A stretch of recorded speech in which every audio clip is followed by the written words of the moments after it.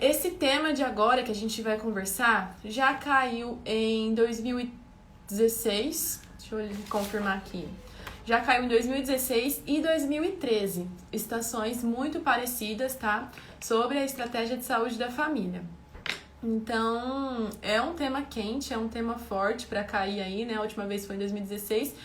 Tuberculose já caiu 3 vezes, então não custa nada para eles cobrarem mais uma vez esse tema, né? Já que é um tema que a gente tem sim ou sim que saber, já que na teoria a gente vai começar trabalhando na estratégia de saúde da família, né? Então, vamos iniciar conversando um pouco sobre o geralzão, né? O que a gente tem que saber sim ou sim sobre a estratégia de saúde da família. Primeiro de tudo, né, sobre as diretrizes, sobre os princípios doutrinários e organizacionais, né? E isso tem que estar na ponta da língua, gente, porque se cair uma estação desse tema, a gente vai ter que comentar sobre isso, vai pontuar, né? Tanto para você falar quais são as diretrizes, né, os princípios doutrinários e organizacionais, quanto para você, enquanto você estiver lá respondendo, né, conduzindo a sua estação, para você falar que o SUS atende a todos, né? Atende diferente, as pessoas diferentes, não necessariamente falar equidade, mas falar o que significa e assim por diante, certo? Então, vamos começar aqui conversando sobre isso, né? Quais são os princípios doutrinários, né? São aqueles 3, que é a universalidade, a integralidade e a equidade. A universalidade que o SUS é universal, né? O SUS é para todos, todo mundo tem direito ao atendimento, certo? A integralidade é atender o paciente integralmente. E o que isso quer dizer? Quer dizer que a gente vai fazer a prevenção, o tratamento, a reabilitação, até a cura do paciente, certo? Diagnóstico, tratamento, prevenção, reabilitação. É sobre isso a integralidade. Sempre que estiver falando sobre isso, tá falando de integralidade. Tanto em uma questão objetiva, quanto aqui também, né? Se a gente tiver que falar sobre integralidade, na hora do checklist, a gente tem que falar sobre que a integralidade é sobre o diagnóstico, tratamento, reabilitação e prevenção, certo? E a equidade, que é o terceiro tópico aí dos princípios doutrinários, né? Que é tratar diferente as pessoas diferentes. E o que isso quer dizer? Por exemplo, um cadeirante. Não é para todo mundo que vai dar uma cadeira de rodas, vai dar só para o cadeirante porque ele tem aquela necessidade, certo?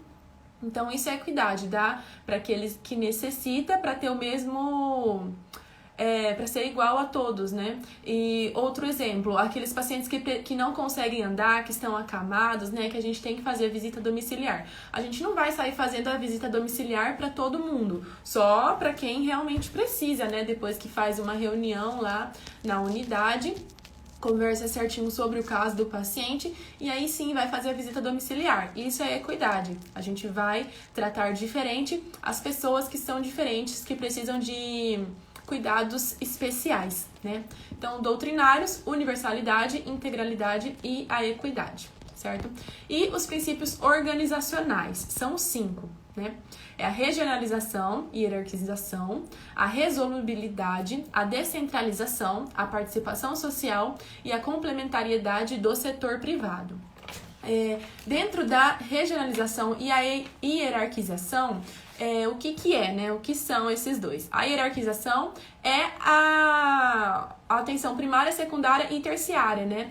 São esses níveis de atenção que a gente encontra na unidade, no SUS, né? O nível primário é a UBS, o nível secundário são as subespecialidades e os níveis terciários são aqueles hospitais mais de grande porte, né? A regionalização, o que isso quer dizer? É dividir em zonas com as mesmas características, nas mesmas situações, né? Com as mesmas necessidades. Então, a regionalização, como o próprio nome já diz, é dividir aquelas regiões. A resolubilidade é a capacidade que cada nível, primário, secundário e terciário, tem de resolver os seus próprios problemas, certo? A descentralização é descentralizar, como o próprio nome já diz, o poder de cada esfera, né, com o reforço do poder municipal, né? O federal resolve seus próprios problemas, o estadual resolve seus próprios problemas e o municipal resolve os seus próprios problemas. Sempre dando um reforço pro municipal, porque ele está mais perto do problema, né? Partindo do pressuposto de que quanto mais perto lá do problema, da situação, mais chances de realmente resolver aquele problema tem. Participação social são os conselhos e as conferências em saúde, né? Lembrando que os conselhos, eles acontecem mensalmente, né? Eles são divididos em 50% usuários, 25% trabalhadores e 25% do governo. E as conferências são aquelas que acontecem há 4 anos. Isso cai muito na prova objetiva, né? Elas também são paritárias, né, que é dividida em 50% usuários, 25% trabalhadores e 25% governo. E são as conferências, né, que acontecem a cada 4 anos, que elas organizam as diretrizes do conselho, que acontecem mensalmente, tá? Então, sobre o primeiro assunto que a gente tinha para conversar, né, para continuar a nossa live aqui, seria isso, tá? Um outro ponto aqui que eu também gostaria de falar é sobre a estratégia de saúde da família e o número de pessoas que podem ser adscritas naquela unidade, certo? Cada unidade atende de 2.000 a 3.500 pessoas, tá? Então, tem até 3.500 pessoas adscritas. Dependendo da vulnerabilidade daquela população, aí pode diminuir um pouco a quantidade de pessoas. E ela é composta por pelo menos um médico, um enfermeiro, um técnico de enfermagem e de 4 a 6 agentes comunitários. E por que de 4 a 6 agentes comunitários, né? Porque cada agente comunitário pode atender até 750 pessoas, tá? De 400 a 750 pessoas. Um agente comunitário não vai dar conta de atender uma população de 3.500 pessoas, né? Então precisa de mais para eles se ajudarem aí e conseguirem fazer a cobertura de toda a população adscrita naquela unidade de saúde. Então, cada unidade atende até 3.500 pessoas e cada agente comunitário atende até 750 pessoas, tá? E cada profissional tá aí com 40 horas semanais de carga horária, beleza? Outra coisa, outro ponto importante aqui também, que eu gostaria de conversar com vocês, é sobre o novo financiamento, né? Que teve atualização, não é mais me fugiu agora como chamava antes, agora é o Previne Brasil, né? Não é mais como era antes. O Previne Brasil, ele é composto por três itens, né? Vamos dizer assim. Tem 3 pilares, na verdade. Pilares é uma palavra menor pra gente utilizar aqui. O que é o Previne Brasil? O que é esse novo financiamento do SUS? Ele é composto pela captação ponderada, é o primeiro pilar, pelo pagamento por desempenho e pelo incentivo às ações estratégicas, né? A gente pode utilizar o mnemônico CPI, o CPI do SUS, né? Captação ponderada, pagamento por desempenho e incentivo às ações estratégicas. O que é a captação ponderada? Essa captação ponderada, ela é o repasse que a unidade faz a partir do número de pessoas cadastradas naquela UBS, tá? O cálculo, né, desse repasse, desse financiamento, ele é ajustado dependendo da vulnerabilidade socioeconômica, da idade e da classificação rural ou urbana daquela população. Então, a captação ponderada depende das pessoas adscritas naquela unidade. O pagamento por desempenho, que é o segundo pilar aqui do nosso Previne Brasil, o cálculo, né, desse pagamento por desempenho, ele considera os resultados obtidos pelos trabalhadores da UBS. Como o próprio nome já diz, é pelo desempenho daquelas pessoas que trabalham naquela unidade, né? As informações do trabalho são registradas e enviadas para o sistema com foco na melhoria e na qualidade do trabalho, certo? E para um melhor desempenho dos indicadores de saúde. E dentro do pagamento por desempenho, a gente vai ter metas, né? As pessoas têm que cumprir as metas para daquela unidade. As metas de atendimento de gestante, de saúde da mulher, saúde da criança, de doenças crônicas, de doenças sexualmente transmissíveis, de tuberculose, saúde bucal, saúde mental e assim por diante, tá? Então, essas seriam as metas dos profissionais lá dessa parte aqui do pagamento por desempenho. E o terceiro pilar aqui do nosso Previne Brasil é o incentivo para ações estratégicas, que, como o próprio nome já diz, é o custeio, o financiamento das ações e programas estratégicos, né, da unidade de saúde, como, por exemplo, programa Saúde na Hora, Saúde Bucal, Ribeirinha, né, Fluvial, saúde na escola, saúde prisional, saúde de odontologia, né, tanto lá da UBS quanto móvel e assim por diante. Tem várias, milhares, né, de programas. Então, resumidamente, o Previne Brasil é isso, tá? Lembrar o CPI do Previne Brasil: captação ponderada, pagamento por desempenho e incentivo às ações estratégicas. Captação ponderada é o financiamento, o cálculo a partir das pessoas adscritas. O pagamento por desempenho é o custeio a partir dos dados, dos resultados dos trabalhadores de saúde daquela unidade. E o incentivo para ações estratégicas é das ações, dos programas de saúde que tem naquela região, naquela UBS, certo? Então, bem resumidinho, é isso o CPI do Previne Brasil, tá? Para não esquecer mais. E vamos agora para o nosso checklist, né? Esse tipo de estação de credenciamento de uma estratégia de saúde da família caiu em 2013 e 2016, tá? Vamos começar aqui conversando com a de 2016. Chega ao seu consultório a prefeita da cidade dizendo que precisa de informações sobre o que é necessário para montar uma ESF. Nos próximos 10 minutos, oriente a prefeita sobre a estratégia de saúde da família, oriente ações que o médico realiza no domicílio para pacientes doentes e não doentes e oriente sobre a visita de outros profissionais. Então, aqui você tem que prestar bastante atenção na tarefa, né? O que aquela estação realmente quer que você diga, o que ela quer que você explique para ela. Então, de maneira geral, é visita domiciliar, visita de outros profissionais e orientação geral sobre a estratégia de saúde da família, né? Aqui, primeiro, gente, sempre que tem uma questão de estratégia de saúde da família, a gente tem que iniciar puxando o saco da estratégia de saúde da família, né? Da porta de entrada do nosso sistema de saúde, certo? Então, nada melhor do que a gente começar essa estação dizendo que essa atenção primária, né, a unidade básica é a atenção, a porta de entrada, né, da saúde, é o primeiro contato que o paciente tem com o sistema de saúde, né, então a gente tem que encher a bola do sistema de saúde, encher a bola do SUS, né, valorizar bastante a nossa atenção básica, porque, querendo ou não, é muito importante para toda a população, né? Ela é gratuita e ela atende a todo mundo igual. E explicar também que ela atende não só o paciente, né? Ela atende a família e a comunidade, né?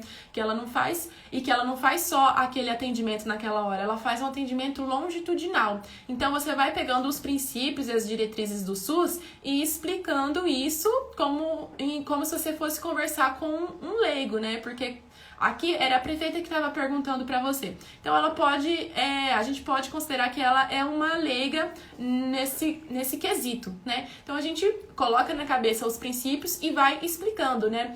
Essa é a porta de entrada primária, o SUS é para todos, né? O atendimento é para todos, ele atende igual às pessoas desiguais, ele faz a prevenção, a promoção, a cura, a reabilitação das pessoas, né? E você vai falando sobre isso, né? E esses 3 itens já contava aqui 1, 2 e 3 do nosso checklist, certo? Outra coisa importante é sempre a gente falar sobre a territorialização e a adscrição, certo? Porque cada UBS ela tem que passar por esse processo para ela ser criada, né? Então, a gente sempre tem que falar sobre a territorialização e a adscrição. A territorialização nada mais é que a demarcação da área de abrangência da UBS, né? E a adscrição é o cadastramento dos pacientes, né? Dos clientes lá da UBS, investigando o perfil, né? As necessidades de cada um. Então, tudo isso faz parte da implantação da estratégia de saúde da família. E ela é continuada ao longo do tempo, né? A gente não faz só um atendimento do paciente lá e acabou. Não, a gente faz o atendimento dele, coloca tudo no sistema pra gente ir montando um histórico do paciente e acompanhando ele ao longo do tratamento dele ou ao longo das consultas dele. E também, outro ponto que a gente teria que explicar aqui é que na ESF, né, a atenção ela é coordenada com o sistema de saúde. Então, tá tudo interligado, né?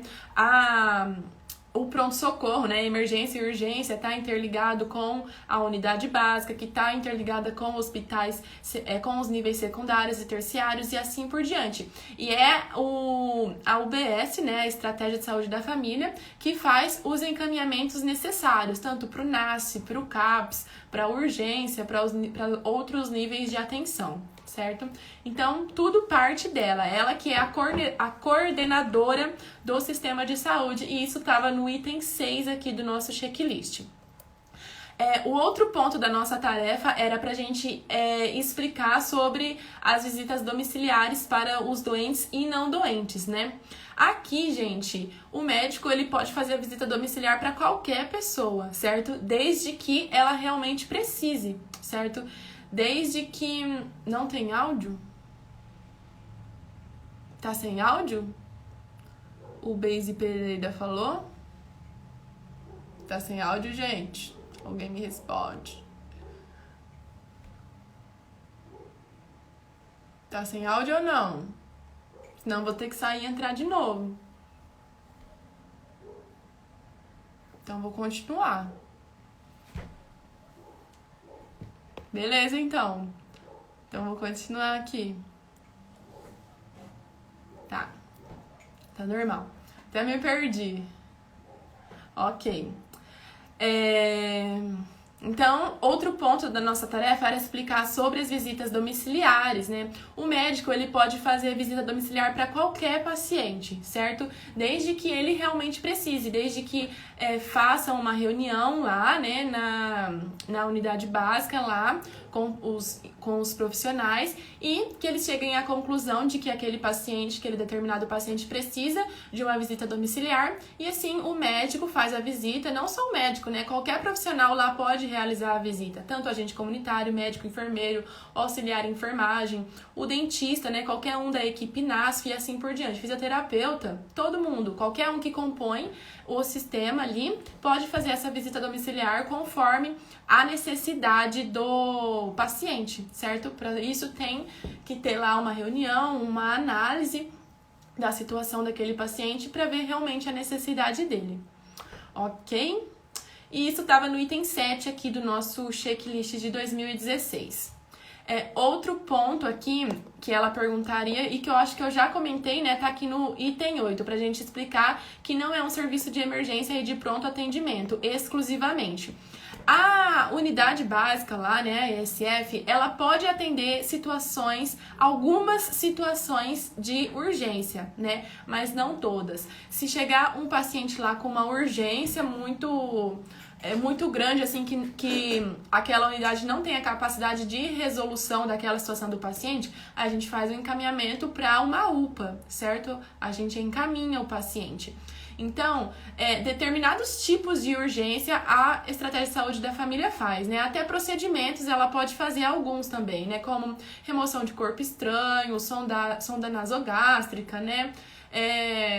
Vários procedimentos pode fazer. Mas alguns tem que encaminhar mesmo para urgência e emergência, certo? E o médico da unidade básica, ele faz a demanda, ele faz a consulta lá dos pacientes, tanto os pacientes com consultas agendadas, quanto aqueles pacientes com demanda espontânea, né? Que chega lá sem fazer a consulta. Então, o médico tem que atender esses dois tipos de... Tem que fazer esses dois tipos de atendimento, né? As consultas agendadas e a demanda espontânea, certo? E também o médico é quem faz a busca ativa dos pacientes, tá? Tanto os pacientes faltosos, né? Para fazer o controle da adesão de doenças crônicas, né? Como diabetes, hipertensão, fazer a pesquisa epidemiológica, né? Ou até sanitária e assim por diante, tá? A vigilância em saúde, a vigilância ambiental, ações de educação em saúde. Então, tudo isso a estratégia de saúde faz e o médico que faz também, tá? E tudo isso constava aqui no checklist e é o que a gente tinha que explicar para paciente, certo? O item 13 aqui desse checklist era sobre a visita, né? Sobre quem pode fazer, os outros profissionais, além do médico, que podem fazer a visita domiciliar. Eu acho que eu já comentei aqui, né? Enfermeiro, técnico auxiliar, a equipe do NASF, agente comunitário. Então, todo mundo pode fazer a visita domiciliar, tá? Se for necessário, lógico.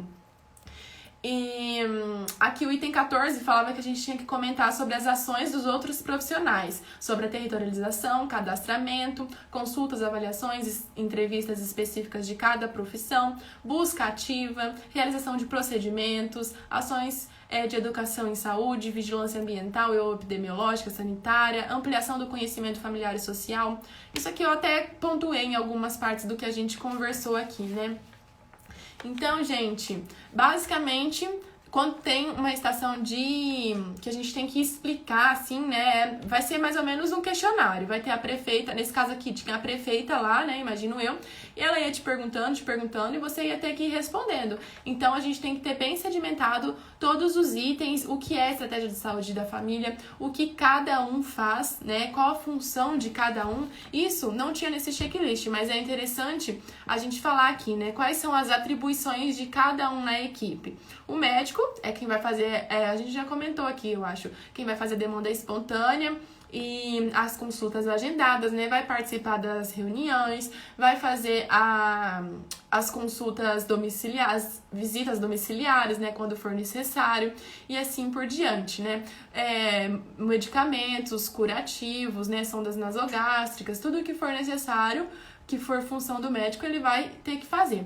O enfermeiro, ele gerencia as ações do agente comunitário, né? Eles fazem os procedimentos lá da enfermagem, faz a triagem dos pacientes, ele organiza os serviços, faz os planejamentos, controla as ações da equipe, né? Então, essas seriam basicamente as funções dos enfermeiros, né? De maneira bem resumida. Claro que as funções é muito mais que isso, né? O agente comunitário, como a gente já comentou, ele atende até 750 habitantes, por isso que não pode ter só um agente comunitário em cada unidade, e ele ajuda na territorialização, né, no cadastramento, também pode fazer visitas domiciliares e assim por diante, tá? Basicamente seria isso. Já caiu também aqui um checklist de uma conversa em 2012, caiu. Um checklist, nesse de 2012, caiu um checklist de uma conversa. Vou até colocar aqui pra gente ler, ó. Esse aqui era pra dar o ponto de graça, né? Quem dera se hoje em dia fosse assim as estações. Era assim, nesse de 2012, estação 4. Você trabalha como médico de uma unidade básica de saúde no bairro de São José e um dos membros da sua equipe, o agente comunitário de saúde, informa que ao fazer a visita domiciliar em uma das famílias, encontrou uma provável situação de vulnerabilidade por violência doméstica.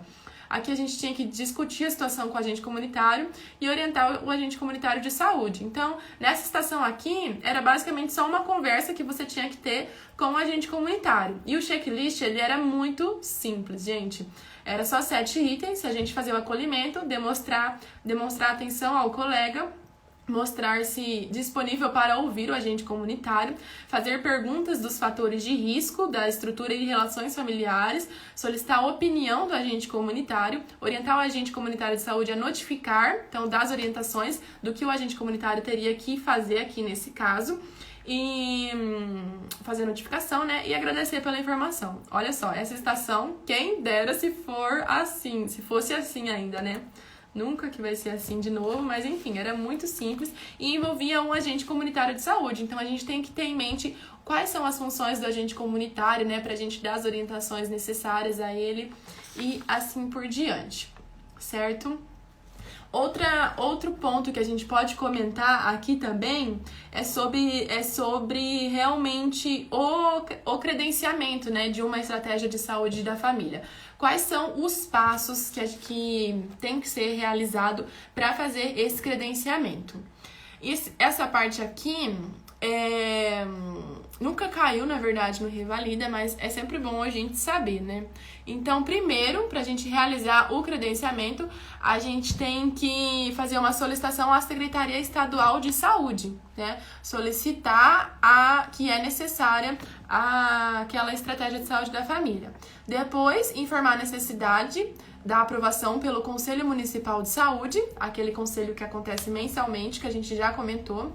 Depois a gente tem que fazer os processos, né, de territorialização, né, ver a área de abrangência que aquela ESF vai englobar, né, aquelas populações com as mesmas necessidades, com as mesmas vulnerabilidades e assim por diante, e fazer a descrição da população, né? Aí pode entrar o agente comunitário para fazer a visita, a descrição, para fazer a entrevista com as famílias.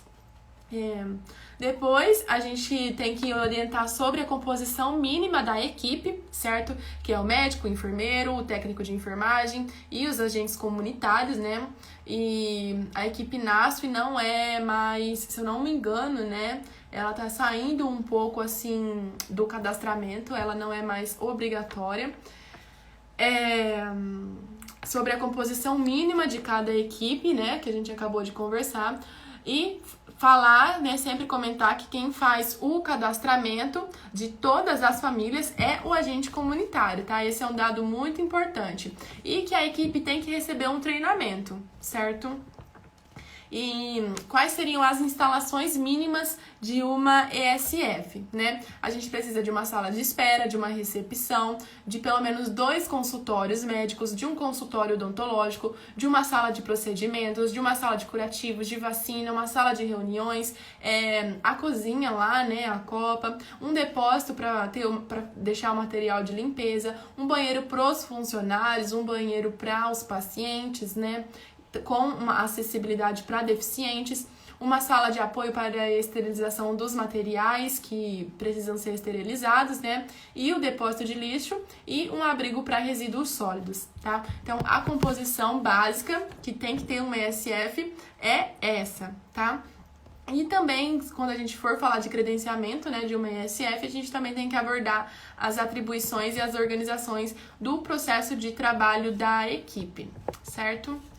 Então, gente, basicamente é isso. Eu vou ler aqui, então, por último, o checklist de 2013, que também caiu sobre estratégia de saúde da família. Aqui, nessa conversa que eu tô tendo com vocês, eu tô misturando 4 checklists, tá? O de 2016, o de 2013, o de 2012 e coloquei junto aqui um do Praticando Medicina, que nunca falta nas lives, no meu estudo. Então, gente, ó, tá bem englobado aqui todas as possíveis maneiras do que você tem que falar em uma situação como essa aqui, né? Então, vamos ver aqui, essa daqui de 2013, na verdade, estação número 10, ela é meio misturada com ética médica, tá? Ó, vamos ver aqui certinho como é que é. A prefeita de uma cidade do interior vem ao hospital onde você está de plantão em uma unidade de emergência e diz que quer te contratar para o PSF da cidade dela e que precisa ainda que você assuma os plantões. Ela pergunta, posso contar com você? Ela diz que pode pagar até 35 mil reais, mas que você será o único médico da cidade e que você só precisaria atender os pacientes de emergência, nem precisaria ir ao PSF. Ela pergunta o que você acha da proposta. Ela pergunta, diz que a enfermeira ficaria na unidade para ver os casos, assim você não precisaria estar na unidade, não é mesmo? Ela diz que na cidade tem muitos idosos e que seria melhor atendê-los no pronto-socorro, atendimento dos idosos no pronto-socorro, olha só. E quando você fosse falar dos agentes comunitários, ela ia falar, para que tudo isso, né, que tem que ser de 4 a 6 agentes, o que eles têm tanto para fazer? E a sua tarefa era só responder esses questionamentos dessa prefeita, certo? Então, aqui é bem uma estação de ética médica, né? Misturada com os princípios e diretrizes do SUS, os princípios da unidade básica lá, né? O que pode, o que não pode, o que o médico tem que fazer, o que o médico não tem que fazer. Então, essa estação foi bem, assim, eu achei bem interessante, sabe? Foi uma estação bem pensada, assim, para ver se o revalidando lá, né, sabe um pouco sobre essa parte de ética médica.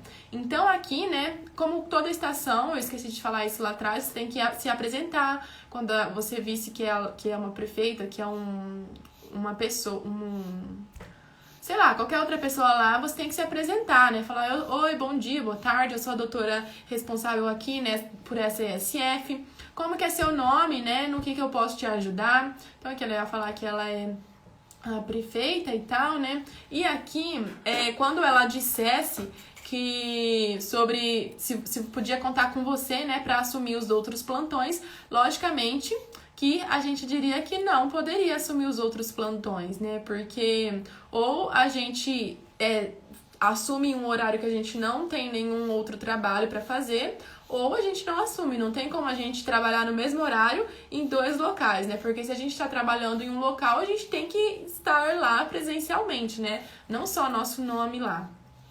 Então, aqui nessa parte que ela fala para fazer o plantão na emergência e para trabalhar no PSF, e não dava, né? Sem condições. Você pontuaria se você dissesse que não poderia assumir os plantões. E aqui, quando ela perguntasse o que você acha da proposta, né? Você tinha que explicar que o seu trabalho não é somente a demanda espontânea. Como a gente já conversou ali atrás, né? A gente faz as consultas agendadas, a gente faz a promoção, a educação em saúde, né? A prevenção e as visitas domiciliares, né? Faz o planejamento, a busca ativa, certo? Os trabalhos comunitários. Então, tudo isso deveria ser dito aqui, certo? Então aqui você não tem que falar, nossa, acho a proposta legal, ou não acho a proposta certa, não. Você tinha que dar uma enchida de linguiça, assim, né? E falar sobre os princípios lá, as leis, sei lá, encher a linguiça dessa forma. Para você pontuar aqui, sempre falando de proteção, da parte da integralidade, né? Prevenção, tratamento, reabilitação, cura, busca ativa, demanda espontânea, demanda agendada, né? E assim por diante, tudo que a gente já conversou também estava nesse checklist, só que de uma forma diferente de ser abordada, né? Se vocês perceberem, é isso, basicamente. No próximo item, aqui na parte que a enfermeira ficaria na unidade, que a prefeita fala, né? A enfermeira ficaria na unidade para ver os casos, assim você não precisa estar na unidade, não é mesmo? Então, aqui, né, conforme você fosse conversando lá com a prefeita, você tinha que dizer que o papel da enfermeira, além do atendimento da enfermagem na triagem, ela faz a organização do serviço, de planejamento e de outras ações em saúde, né? Então, ver os casos não é isso que seria só o papel da enfermeira, né? Você teria que estar lá para ver os casos, realizar o atendimento e assim por diante, né? Como eu já falei, não é só o seu nome lá cadastrado para você receber o salário, não. E para a prefeita cobrir lá o local, né? Então, não é isso. Erradíssimo. E no próximo item, quando ela fala tem muito velhinho, não é melhor atender eles todos no pronto-socorro? Gente, os idosos são pessoas vulneráveis, né? A gente não pode só atender eles no pronto-socorro. O pronto-socorro é para o tratamento daqueles quadros agudos, né? Não é para fazer o acompanhamento, para ver o histórico, para realmente resolver. Os idosos geralmente têm doenças crônicas, né? Que a gente tem que fazer um atendimento integral mesmo, né? Um atendimento por completo, um acompanhamento, várias consultas. Então, isso não é no pronto-socorro, né? Isso não é atendimento de pronto-socorro. E aqui ela tá falando para atender eles só no pronto-socorro. Então tá erradíssimo. O lugar dos idosos é mesmo na unidade básica, na estratégia de saúde da família, pra gente fazer um atendimento contínuo, né? Longitudinal, integral, englobando todos os aspectos, tanto as doenças físicas, mentais, né? Qualquer transtorno, qualquer queixa que o idoso tem, né? Então, tá errado, né? Tá bem errado. Então, aqui o candidato deveria explicar as especificidades relativas ao atendimento de idosos e necessidades de acompanhamento longitudinal. Deixou claro que o modelo centrado no pronto-socorro não dará conta de um bom atendimento na medida que resolve somente o momento agudo da queixa, né? Pronto-socorro é para urgência, emergência, para queixa aguda. Então, não é esse o lugar adequado para eles. E aqui também o 6º item desse checklist, só temos 7, quando ela dissesse: por que você precisa de mais agente comunitário? Como está aqui no seu pedido? O que eles têm tanto a fazer? Então isso a gente já comentou lá do outro checklist, né, da outra estação. A gente tem que dizer que cada agente comunitário atende até 750 habitantes, que um agente comunitário só não vai dar conta de todas aquelas pessoas adscritas naquela unidade. Então, por isso, a gente precisa de mais agentes comunitários, né? Aqui está escrito: o candidato explicou o número e o papel do agente comunitário, explicou a importância da territorialização, que a gente já comentou lá, né, no outro checklist também. Então, se vocês observarem, é basicamente a mesma coisa, só que abordado de uma outra maneira, né? Delimitação da área de abrangência, determinação dos riscos, equipamentos disponíveis, acessibilidade, barreiras físicas e funcionais, aspectos culturais de comunidade, para a construção de diagnóstico de saúde da comunidade, subsequente planejamento de ações da SF. Pelo menos 4 ideias você deveria citar aqui. Então, aqui já está basicamente tudo que o agente comunitário faz. E por último, o candidato apresentou a capacidade de comunicação, argumentação, expressão e síntese do candidato. E é isso, gente, o que eu queria conversar com vocês sobre o credenciamento da estratégia de saúde da família e sobre os principais pontos desse item, tá? É isso. Então, pegar esses pontos chaves, né, que provavelmente estarão no checklist, sempre vendo as suas tarefas. O que a sua tarefa está pedindo para você fazer? O que a sua tarefa está pedindo para você explicar, né? Sobre por onde seguir, sobre por onde levar aquela... como conduzir o seu caso, né? Essa seria a melhor palavra aqui. Então, quais são os pontos chaves? Previne Brasil nunca caiu, que é a atualização de agora, né? Só que tá super em alta. É um ponto que pode cair, né? Que é o novo modelo de financiamento aí do SUS. O papel de cada membro da equipe, certo? O que cada um tem que fazer. A descrição, territorialização, os princípios organizacionais e doutrinários e o que significa cada um deles. E as funções, né? As diretrizes e as funções dos membros. E basicamente é isso. As coisas mais importantes a serem lembradas aí, tá? E importante também, né, não só nessa estação, como em todas as outras, saber as doenças de notificação compulsória, né? Acho que vale eu comentar aqui também que a gente tem que fazer a notificação para o SINAM, né? Das notificações, e tem aquelas de notificação imediata e notificação semanal, certo? Aí tem uma lista gigantesca, né? Mas que a gente sempre tem que ler e reler para ficar guardado na nossa mente e pra gente lembrar de notificar, porque sempre a notificação, tanto em GO, em cirurgia, em qualquer estação clínica médica, em preventiva principalmente, é o que mais cai, né? As doenças que tem que fazer notificação sempre valem ponto, né? Um pontinho a mais lá no seu checklist. Ok, belezinha? E é isso. Obrigada, gente. Chegou tarde, Pedro. Vai ficar gravada, tá? Vai ficar gravada sim, Ana Paula. Eu vou postar no YouTube desse fim de semana. Não hoje, quando eu conseguir aí eu posto. Tem umas atrasadas, mas eu vou ir postando. Obrigada, Vilma, Adriele. Espero que eu não tenha esquecido de nada aqui. Espero que eu tenha falado tudo. E amanhã eu não vou conseguir fazer, tá? A gente se encontra sábado ou segunda. Fiquem com Deus. Até mais. Beijinhos. Tchau.